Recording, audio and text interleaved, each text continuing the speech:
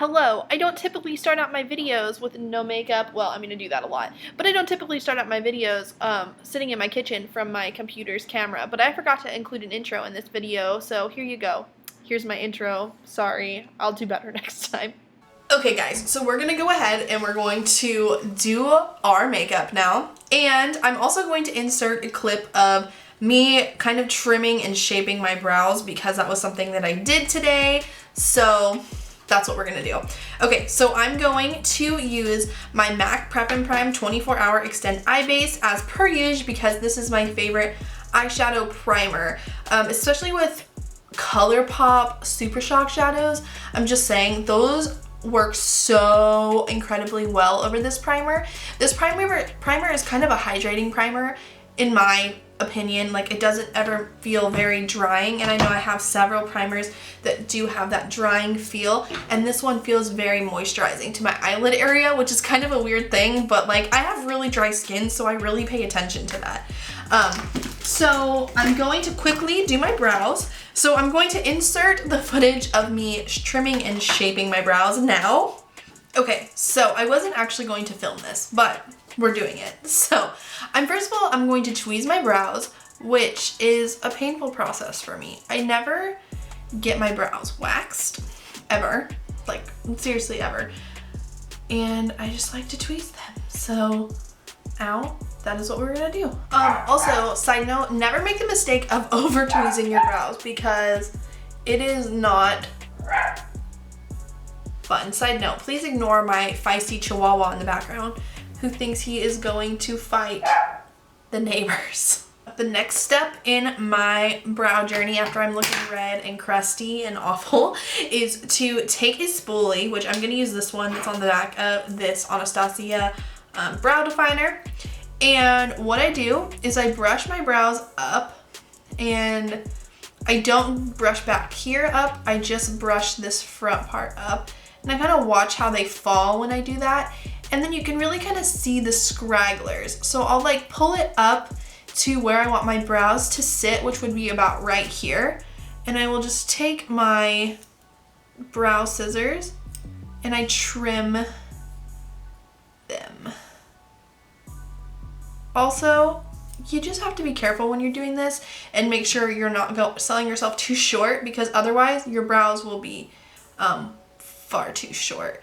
And I'm also just really careful not to go past where I would want my arch, even though I don't have a brow arch, because the way my brows grow, I just can't really get one no matter what I do.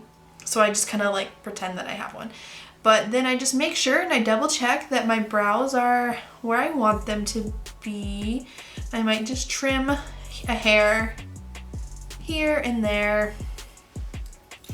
And that's what I do there. And then I go and do it on the other side over here, which for me, doing my right side is really difficult because I'm right-handed. So I always want to use my right hand to hold up my brows, but I can't. So then once again, I just do some trimmage. It's like basically giving yourself a brow cut, you know, like a haircut, but you know, it's just for your brows. But now, after I've done that, I've got my brows kind of into the shape that I want them in, and this is just the way that I like my brows. It's not anything like harsh or like what's trendy right now at all. It's just how I wear my brows, and deal with it. That's how I do my brows, trimming and shaping. If you get your eyebrows waxed, that is fantastic, and a lot of times they'll go ahead and do all of that for you. But if you're somebody like me who likes to tweeze your brows, then this is what I do and it works for me. I really do it like once a month. I should probably do it a little bit more because sometimes my brows get a little crazy, but honestly, I over tweezed them in high school and it traumatized me. So now we're going to fill in the brows, and I'm going to use my usual Anastasia dip brow in the shade medium brown, which works for me pretty well.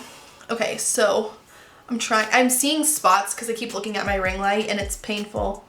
Okay, so I usually start in the outer area of my brow because that is the area that looks the most sparse to me. And then I slowly shape underneath the brow. And then I take what's left on my brush and kind of work it upward in this area, in like brush-like strokes to kind of get my brow texture. I usually have to dip in a little bit more right here and lightly fill in the rest of the brow. Sometimes my brows look one way and sometimes they look another. Like, my brows are different every day. Let's be honest, guys. I typically don't like to have that like over the top, you can tell you used brow enhancement right here, because I feel like it looks really awkward to me when you can see like the square and you can see the hair, and it just doesn't look good to me. So that's the way that I do it. And I'm gonna do the same thing over here. So I just lightly fill it in, and I don't like to add a huge shape to my brow. Like, I really normally just kind of follow how my hairs naturally go. Sometimes I might try to add a bit of an arch to it, and then sometimes I don't. One side is easier for me to add that arch to than the other, but I can get it a little bit. See, I'm not very good at the arch, but I can make it happen. So then I'm also gonna do what I did before and just continue lining right along the base of the hairs here, and then going straight up right here. My eyebrow on this side doesn't necessarily have as much of the upward growing hairs as this side does. I honestly don't know why. I do think my brow stops growing closer in on this side than it does on this side, which is really weird, but it's something that I have noticed. So sometimes if it's bothering me, I will draw like a fake brush-like stroke right there to kind of add a little more brow to me, because like I said, I tend to like not have brow there. I think it's because when I was in high school, I seriously, and you guys probably heard me talk about over tweezing my brows, but I seriously over tweezed them. Like, it was not pretty. And I had what I like to call like my little sperm brows. Like, they looked terrible. So I try not to overly affect my brows that much anymore. I'm putting a little bit more effort into my brows today because I'm thinking about them. But that's kind of how I do them. Like I said, I don't think my brows look like extremely amazing. Like, there's some girls that their brows are just perfect. Mine depends on the day. Sometimes they're better than others. Okay, so I'm gonna go ahead, and today I'm gonna be using the Alyssa Edwards Anastasia palette, and I'm so excited about it. So because there is so much color in this palette, I do want to use a like concealer or something to kind of help from staining my eyes, because I'm going to be using the pink shadows. So I am going to use my MAC Soft Ochre Paint Pot, and I'm going to really apply it as much as I can over my eye area. And because I am using this paint pot and it's such a tacky paint pot, I feel like I'm going to have to set my eye a little bit with some powder before I go in with the colors, because we don't want the colors to stick and then not want to blend. I have noticed when I do use pink shadows, if I don't set some kind of creamy color base underneath my shadows, that I do run into that problem a little bit more. So I want to make sure I have a nice creamy base. You also have to be kind of careful with your cream bases, because some cream bases will crease tremendously bad. So this is one that has been a tried and true for me personally, and I really tend to enjoy it more. So it's the one that I kind of go for. Just a brush with my translucent powder, and I'm going to just set over the top of that. Oh my gosh, I think there was some color on this brush because I didn't clean it off. I just kind of dipped it into the powder. Cute. Okay, so we're setting the eyeshadow with powder. So again, this was just an extra step to try to avoid the staining part of the eyeshadow look, because oh my gosh, can you guys hear me? I'm trying desperately to organize myself and it's falling apart. Okay, so I am going to, I don't know what color I want to start with. Oh my gosh, this is crazy. We're gonna try to do a little bit of like color theory here and mixing and see what we can come up with. I am going to start off, I think, with the yellow shade. I'm gonna go ahead and use the brush that came in the palette because their brushes are usually really nice. And this is the shade Brick Road, which is the gorgeous yellow. Oh my gosh, this yellow is already super pigmented and I'm already in love with it. Yes, this is so good. So this is kind of just a base color for me. I do think I want to try to have a little bit of a winged look happening. So we might have to clean up the edges, and I'll probably clean my edges up with concealer today just because I have my foundation on.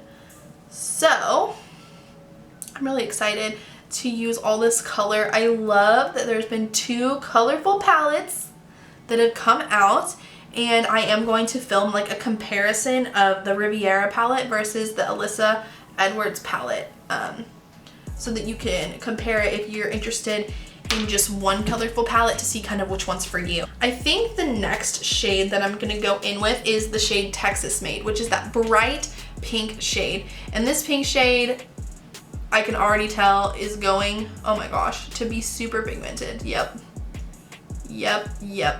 it is. It's so pigmented. So I'm just gonna blend. Also, by using that yellow shade first, I was trying to kind of create a little bit of like an orange gradient, which was successful. I had no idea if that was gonna happen, and it did, so that makes me happy. If you don't want that orangey shade, you can skip the yellow, or if you want to focus more on the pink first, then you can go back in and add the yellow over it later to create that kind of mixture. But that's what I was really going for here. So we're gonna just try to create that gradient. It doesn't have to be perfect. I do still want to be able to see my yellow, so blending is important. Okay, we're gonna add this down into here,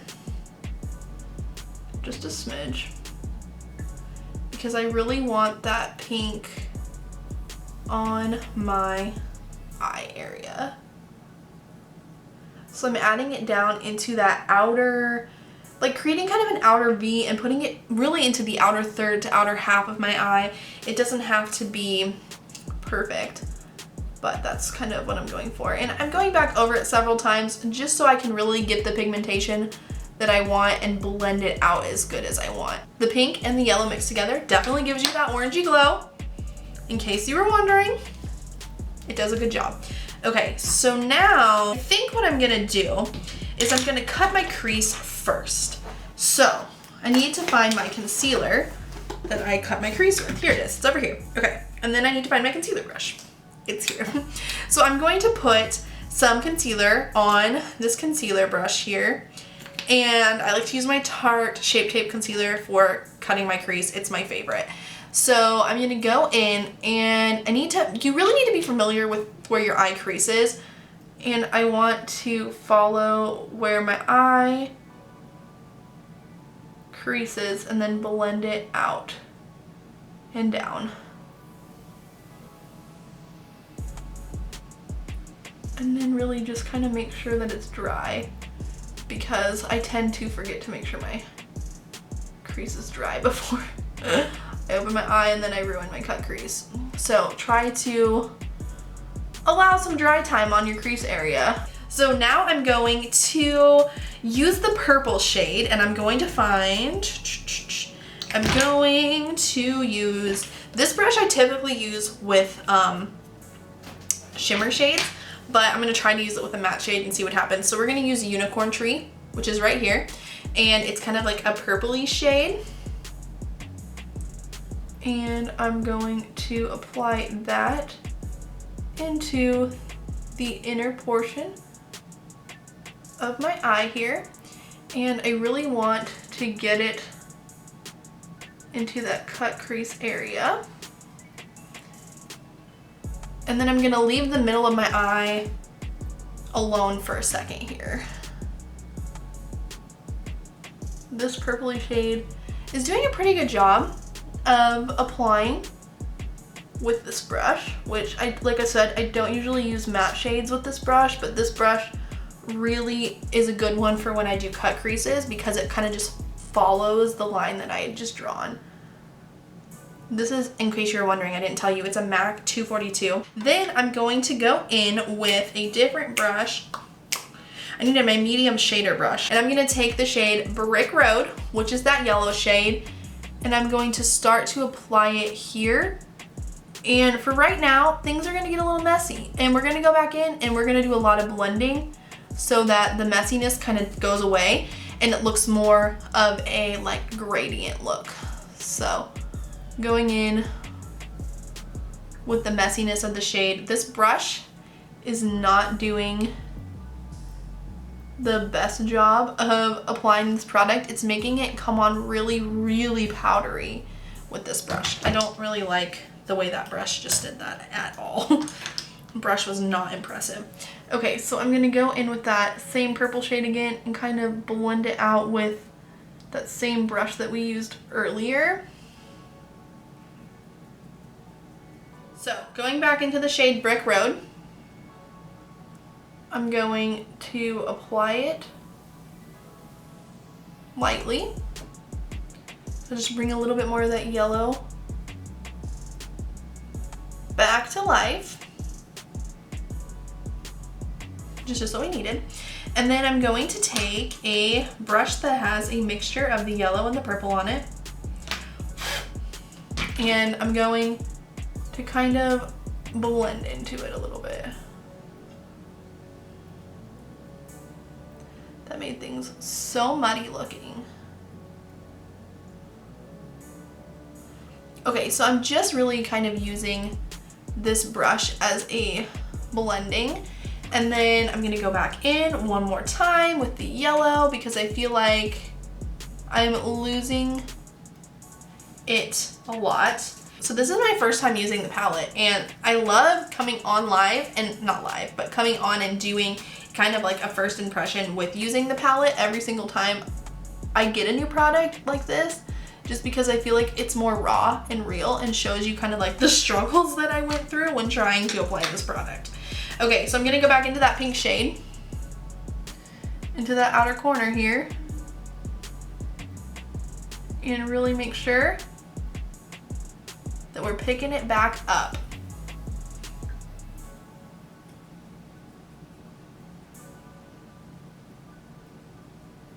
Okay, now I'm gonna take this brush that I just cleaned off a second ago, and this is crazy, but I'm going to just do this and sweep it outward.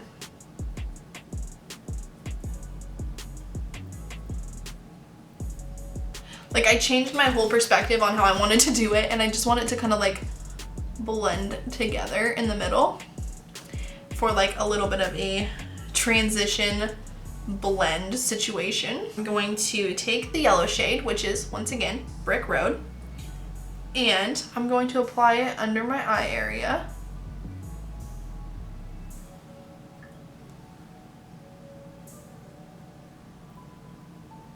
Meeting up in the inner corner with the purple shade. So then I'm gonna take this bright white shade here called Headliner, and I'm going to use it in my brow bone area. And we're also going to highlight the inner corner with this. And I need to find my little skinny inner corner brush, which likes to hide from me. There she is. And I'm going to take this tiny little brush and make sure that I'm getting this right in the inner corner. Obviously, it's not going to show up super bright white because of all the other color that's been dragged right in there, but it's definitely going to kind of show a little bit of that purple sheen and tie into the yellow to kind of bring it around the eye and tie it in. So I'm going to now take my eyeliner, I was like mascara, and I'm going to draw a wing.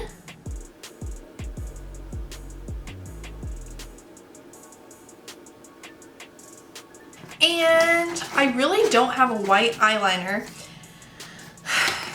And that's so depressing because I want to use white, but I don't have one anymore because my white eyeliner was dried up. So I am gonna just go ahead and use black, even though white would work so much better in this situation.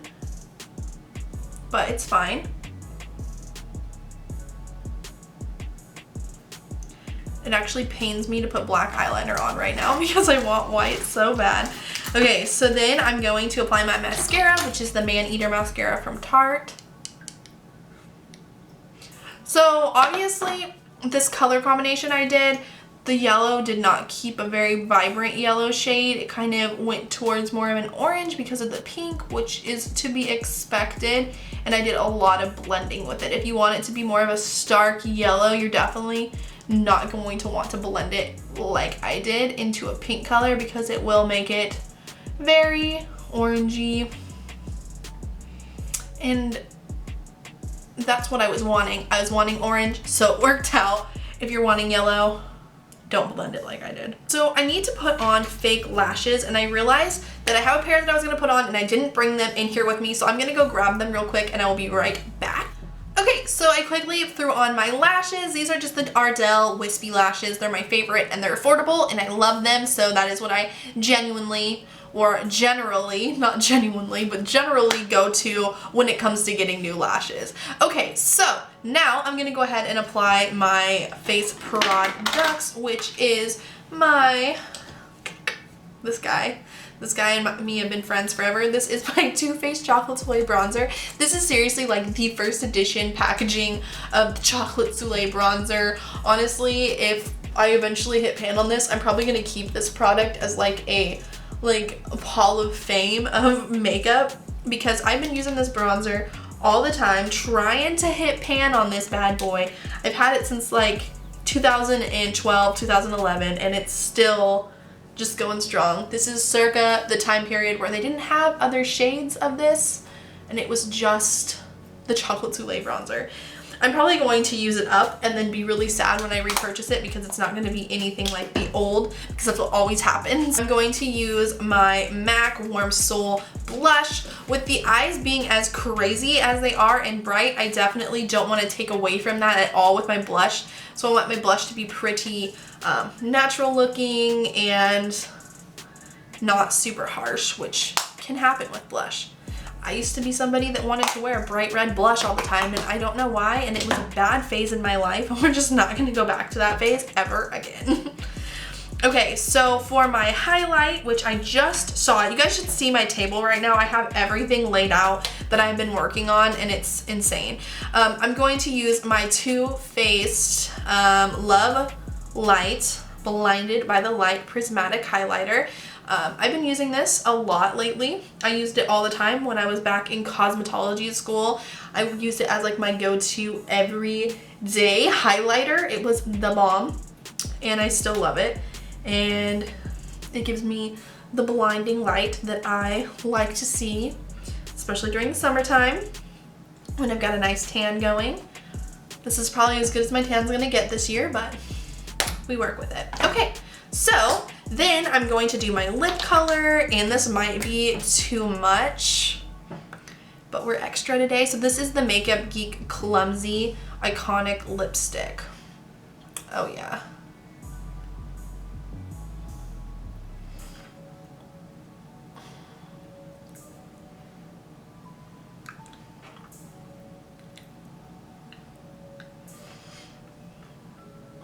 Okay, so this is the completed makeup look that I did today with the Alyssa Edwards Anastasia Beverly Hills palette, which I'm still super stoked about, and I'm really excited that I can add this to my Anastasia collection. I've been collecting every palette that has come out since like, oh my gosh, I don't even remember. I have so many, and I actually want to do an Anastasia eyeshadow palette collection video because I have so freaking many and I love them.